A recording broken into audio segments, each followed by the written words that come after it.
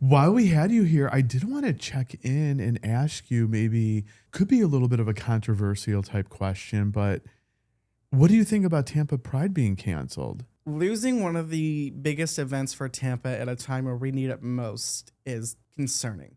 Yeah. Mm-hmm. Because you have to think with who is in office, back in office after all those years. And when you say in office, are you talking about on the board of Tampa Pride, or are you talking about in the government in the office? government office? Yeah. Okay, got you. With everyone from the Florida government to the national To the government, national, okay. and what they're trying to do, losing Right. one of our Pride celebrations Sad. at this point, it's just bad timing. Yeah. Mhm. You know, people come to these events to let loose, you know, to forget about what's going on for the weekend or just the day if you go out for the day. Yeah. But to not have that and now have to wait for, you know, hopefully, I know St. Pete Pride is still continuing on Yeah. from what I've heard. Yeah. Yeah. But to wait for St. Pete when Tampa is in March just to have that freedom. Yeah. Because some people can't go to both Pride events, even though Right. they're months apart, like me, because I work so much. Mm-hmm. It's like, well, now what are you going to... I mean, it'll still be a party within the Yeah. bars, but like just having that sense of community on the street, watching the parade go by, Mm-hmm. that in and of itself is an experience, regardless of your age, because anybody can attend that.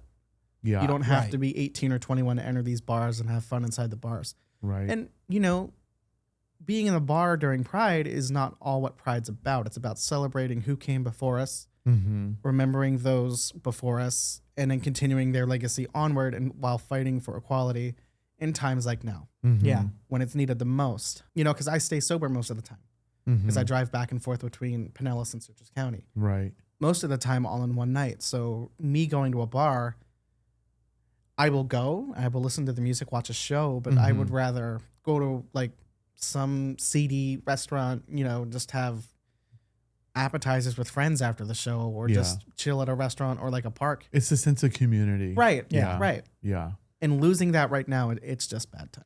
Yeah. I do know some folks in the community are trying to coordinate a Tampa Pride. You know, I don't want to speak for Paul, but, you know, I know for sure that Paul and I hopefully will, you know, be able to advocate and support that. It would be great if we could organize something for Tampa Pride. And if that happens, count me in.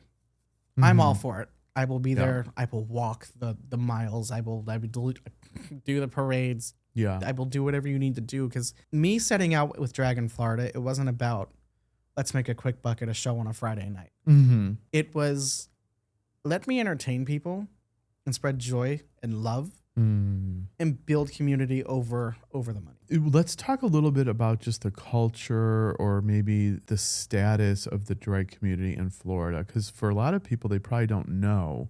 So it's really under attack right now by the political organizations. Yes. Like, I don't know what it is, why everybody has eyes on Florida like it's the new Washington, D.C. We're not. We're just a little peninsula on the corner of the map. yeah, There's no really need to look at the armpit of the states. right. But I don't know if it's whether because a DeSantor is friends with the Cheeto that's in the office and buddy like that, while everybody has eyes on us. I couldn't tell you. It feels like we're under a constant microscope. Yeah. And it feels like the rest of the nation is going off of what Florida is doing. It should be whatever is going on in D.C. should be setting the pace for the rest of the nation, not one state for the all 49 others. We can only do so much. And so that's why we do like drag to tally. That's why we go to the Capitol every legislative. Wow, English words hard. 27 years later, and I'm still stumbling. Wow. But yeah, that's why we go up and do drag to tally, because it needs to be addressed. We need to be heard, you know? Yeah.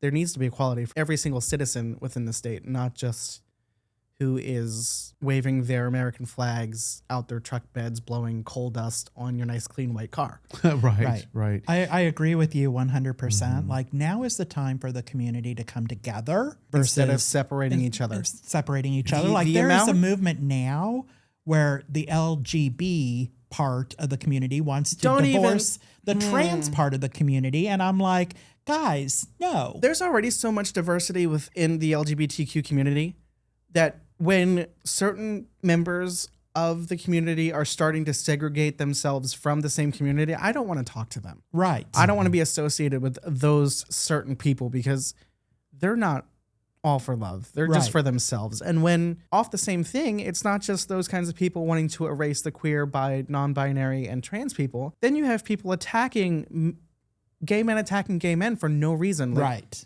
we're all just one body of people. Why Mhm. can't we just show the world that and stop hating on one another Yeah. Yeah. when there's already so much hate going on? Yeah. Yeah. And with all of this, that's why it's so important for our communities to support local Each other. drag. Yep.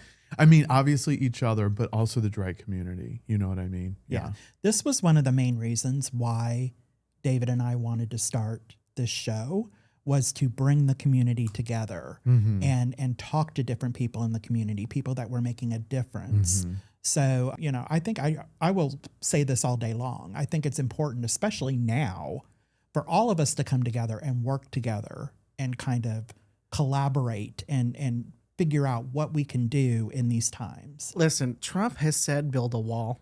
Yeah. I'm not for that wall. The wall I'm for building is a wall of love, forcing everybody in any segment of either a community that is spreading hatred, a government that is spreading hatred, or just, local like police departments, anything that is spreading hate or abusing their power, build that wall of love and just shove them out of it. Yeah. Mhm. Yeah. Just push them on out. Yeah. So really, yeah, it's just important to, like we were saying earlier, if you see someone in the community, just come up, say hello. Give us a hug. Give everyone a hug. Yeah, for sure. It's really just so important to support everyone in the community right now. It's really alarming at how divisive the community within itself can be.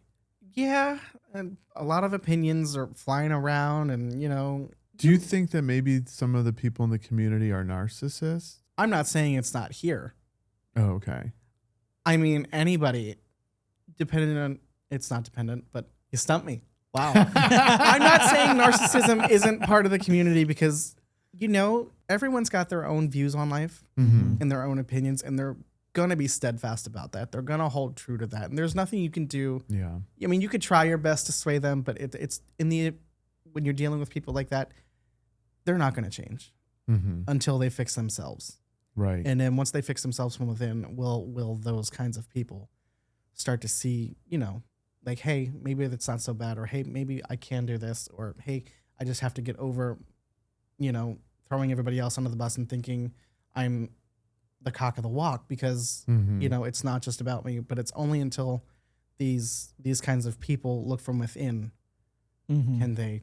Oh, I love that answer. Yeah, yeah, for sure. It took me a minute, but I got there. I was like,